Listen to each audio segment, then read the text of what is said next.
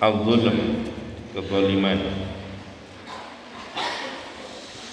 Baginda Nabi Muhammad SAW bersabda, ittaqul zulma fa inna zulma zulumatun yaumal qiyamah.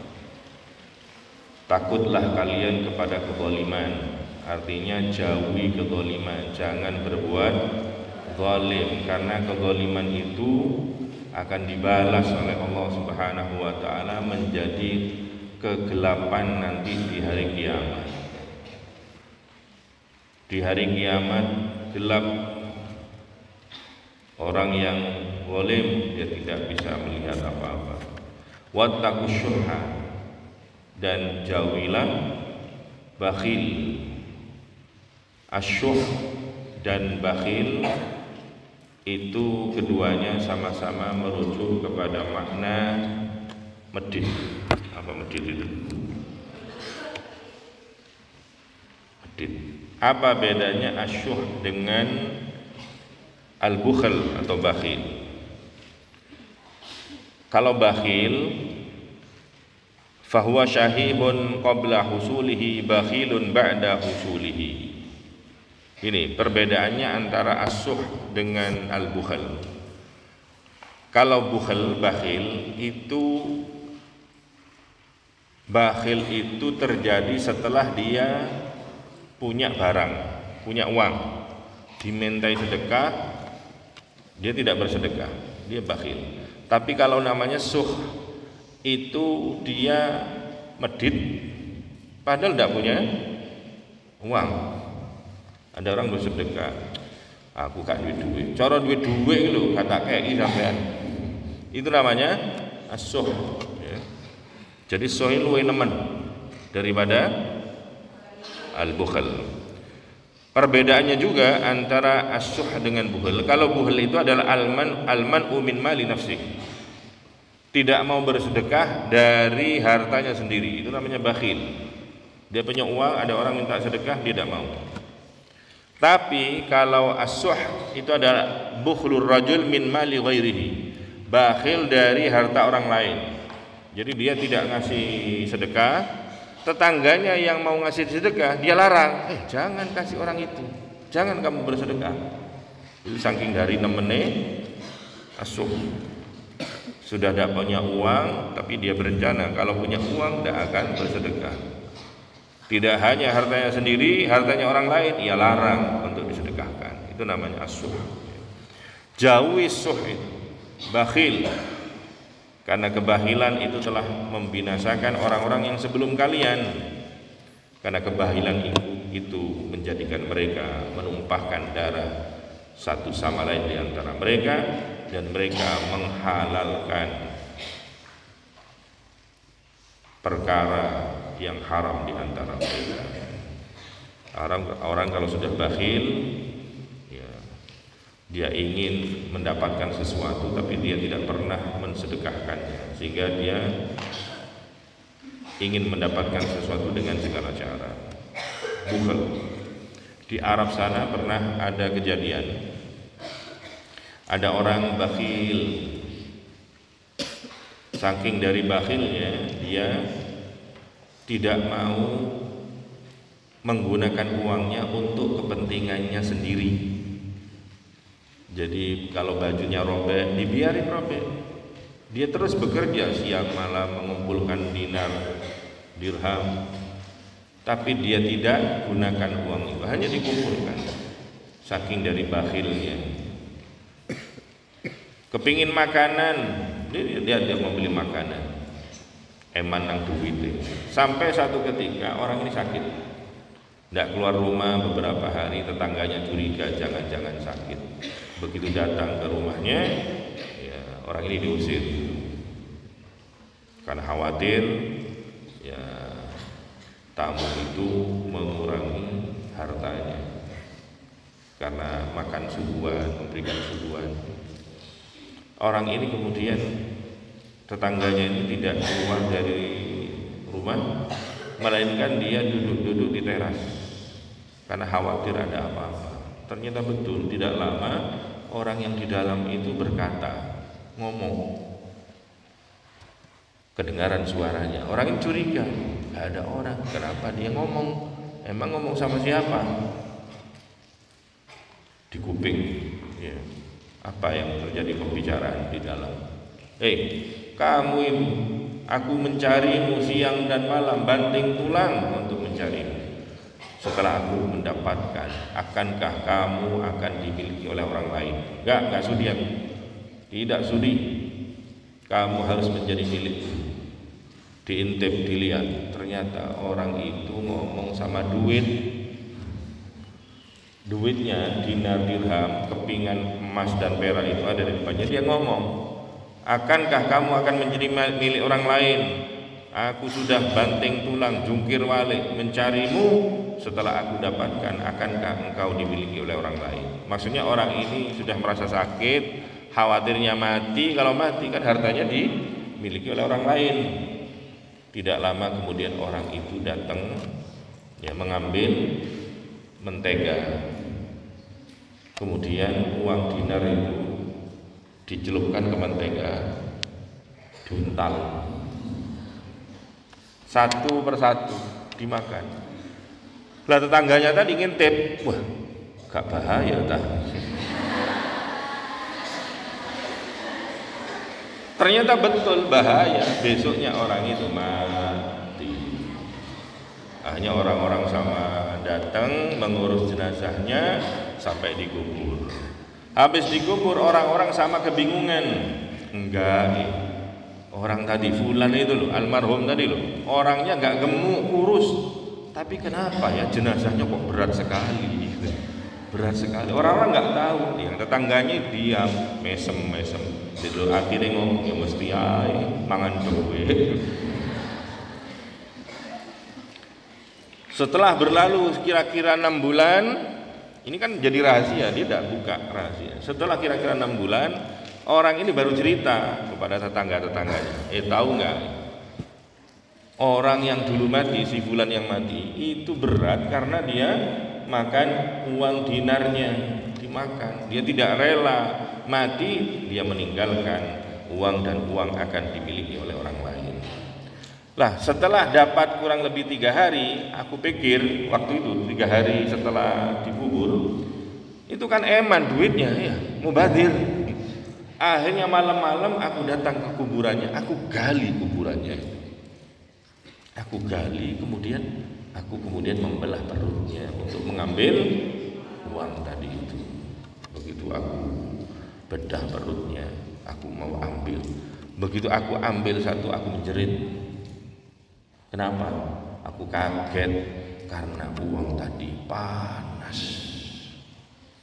Aku ambil lagi panas, dan saat dia bercerita 6 bulan setelahnya, dia mengatakan, sementara tanganku masih terasa kepanasan sampai sekarang. Insya Allah. Mulai ojo medit. Ingat, kita lahir tidak bawa harta, meninggal pun tidak bawa harta. Karena harta tidak akan dibawa mati. Duit gak kira digawa mati. Soalnya apa? Manusia kalau mati ora iso gegem, gak bisa bawa apa-apa. Kita terlahir dalam keadaan gegem. Gegem itu kepingin memiliki. Kalau perlu punya orang lain dimiliki, kan gitu. Tapi begitu orang itu mati, bekan. Apa bekan? Tidak iso. Orang mati begitu. Itu tandanya orang itu tidak bisa bawa apa-apa. Mungkin sekedar kalungnya, uangnya, tidak bisa. Dan orang mati gak akan bisa membawa apa-apa. Kenapa? Karena kain kafan kawan kesai. Mungkin ada kain kafan model baru tahun 2024 nanti kalau kesai lah lumayan. Gawe ngesak ATM.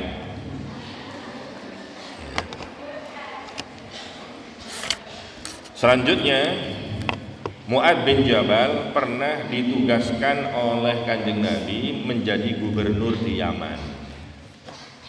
Sebelum melepas Mu'adz bin Jabal, Rasul memberikan arahan, di briefing sama Kanjeng Nabi, Mu'adz, kamu akan mendatangi kaum dari ahlul kitab. Tatkala kamu mendatangi mereka nanti di Yaman, ajaklah mereka untuk bersyahadat. Kalau mereka mau bersyahadat, barulah kamu memberitahu kepada mereka bahwa Allah mewajibkan kepada kalian untuk melaksanakan sholat 5 waktu sehari semalam. Kalau mereka sudah lakukan, kabarkan lagi kepada mereka bahwa Allah memfardukan zakat dari harta mereka yang diambil dari orang kaya mereka dan akan dikembalikan kepada orang-orang fakir di antara mereka.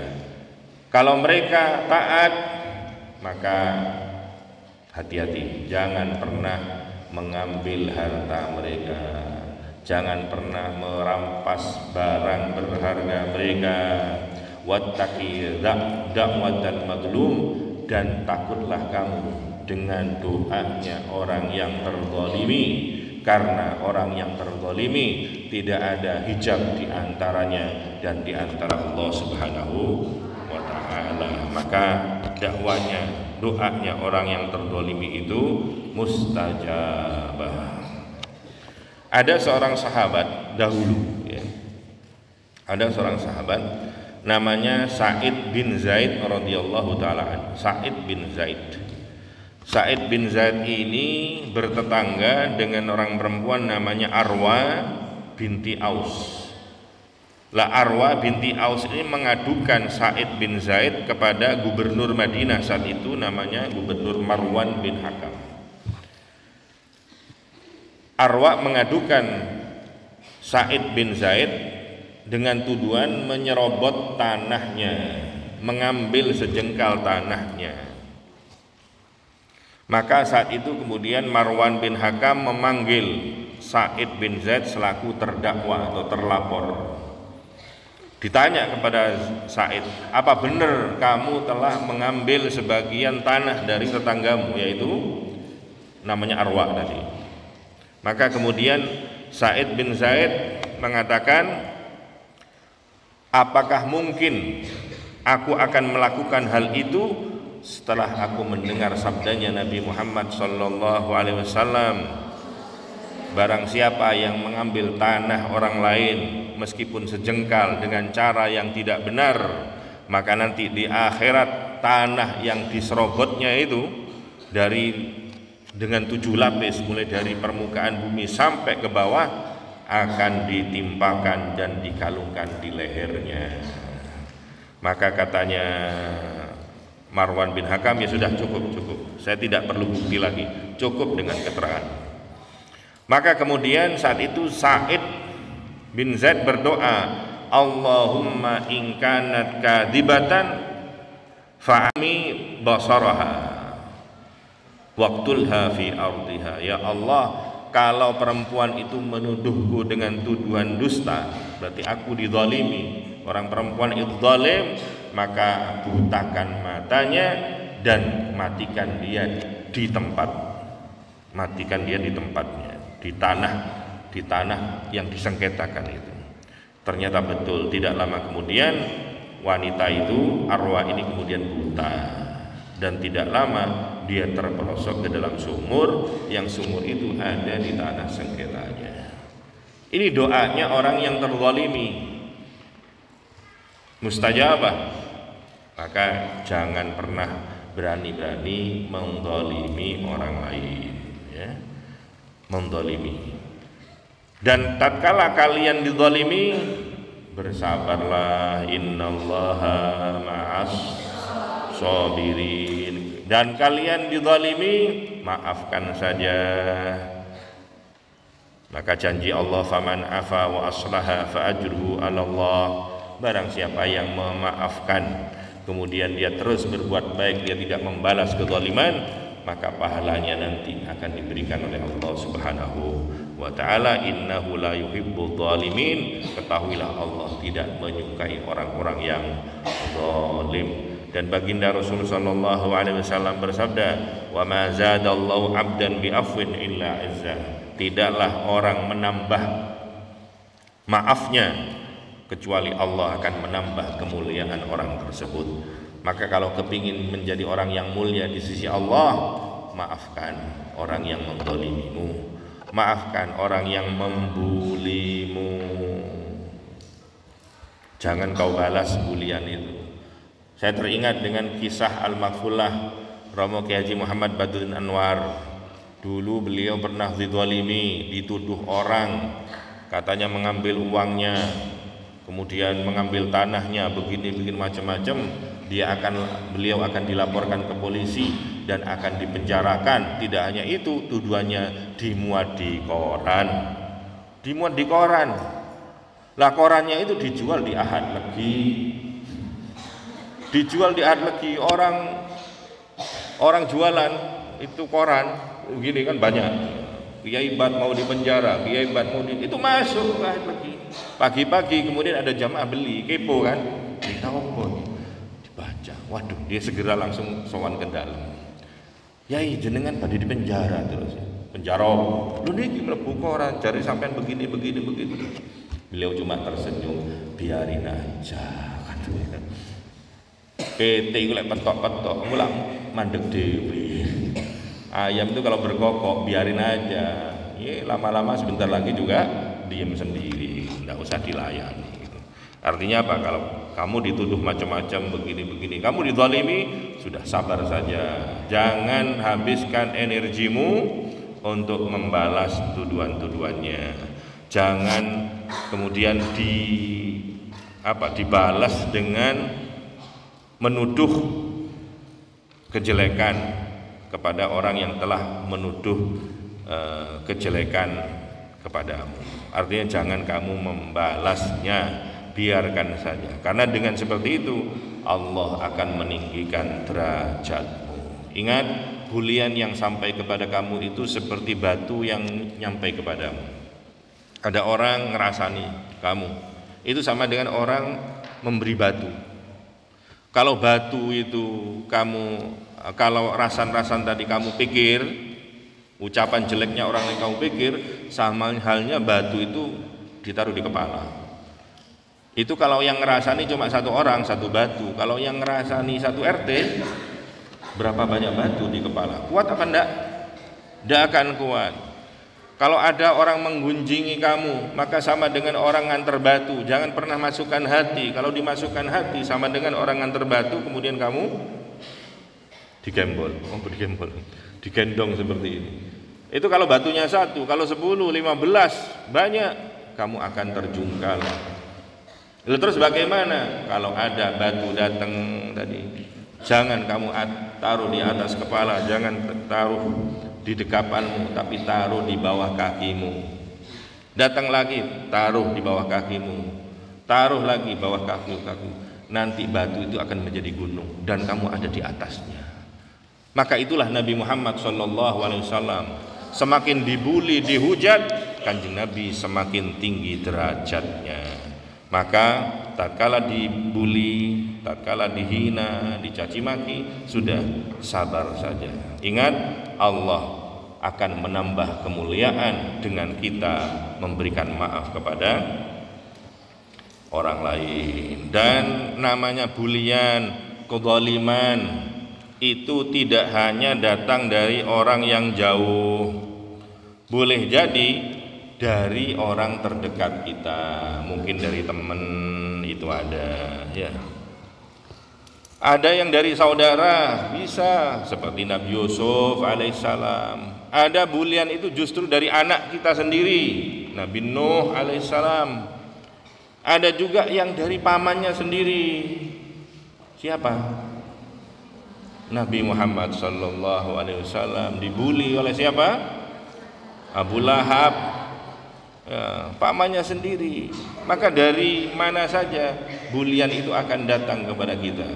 Maka ingat, sebagai santri, acuan kita adalah Nabi Muhammad sallallahu alaihi wasallam. Nabi dulu pernah dibuli, ya kita umatnya juga akan dibuli. Ingat, kita itu sebetulnya pantas dibuli, pantas dirasani, pantas difitnah. Kenapa? Karena kita banyak dosa.